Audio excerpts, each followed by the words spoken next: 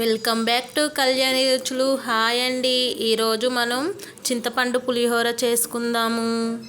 1 hour నానబెట్టుకున్న చింతపండు, ఇది గుజ్జు తీసుకోవాలండి. తీసుకుందాం గుజ్జు. ఇప్పుడు ఉడికించుకోవడానికి ఒక కళాయి పెట్టుకొని అందులో కొంచెం ఆయిల్ వేసుకున్నాను. కొంచెం కరివేపాకు, 2గా చీల్చిన పచ్చిమిర్చి వేసి పడేంత వరకు ఉడికించుకోవాలండి.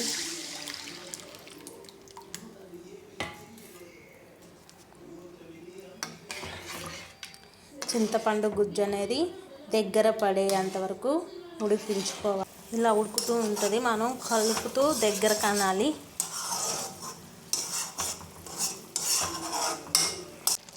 చూసారా, ఇలా దగ్గర పడ్డది. ఇంకా కొంచెం దగ్గర పడాలండి. ఒక పావు స్పూన్ ఉప్పు యాడ్ చేసుకుందాము.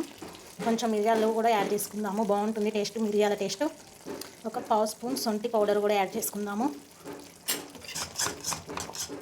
ఇంకా కొంచెం దగ్గర పడాలండి పులుసు. చూడండి, మొత్తం ఉడికిపోయిందిగా.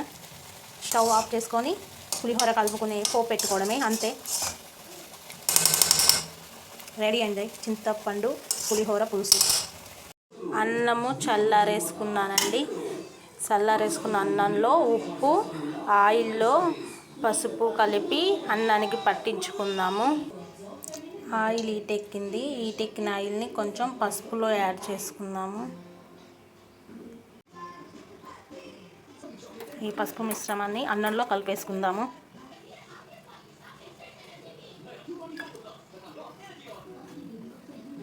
ఇప్పుడు పోపు పెట్టుకుందామండి. ముందుగా పల్లీలు వేసుకుందాము.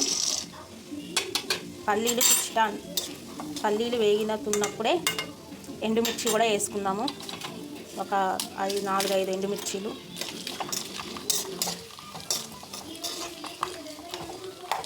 పల్లీలు వేగిపోతున్నాయండి. ఇప్పుడు పోపు దినుసులు వేసుకుందాము.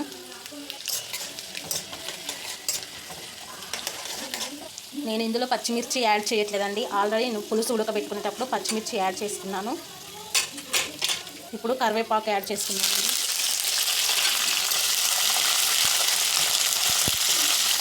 ఇందులోనే కొంచెం ఇంగువ యాడ్ చేసుకుందామండి. కొంచెం పసుపు. ఇప్పుడు పెట్టుకున్న చింతపండు గుజ్జు వేసుకుందామండి. ఒక 2 మినిట్స్ చింతపండు గుజ్జుని పోపులో బాగా కలిపేసుకుందాము. అంతే, రెడీ అయిపోయింది పోపు. దీన్ని అన్నంలో కలిపేసుకోవడమే అండి పులిహోరలో. నూనె పైకి తేలే వరకు కలుపుకొని ఆఫ్ చేసుకుందాం, అంతే. చల్లారిందండి పులిహోర పులుసు. ఇప్పుడు కలుపుకుందాము.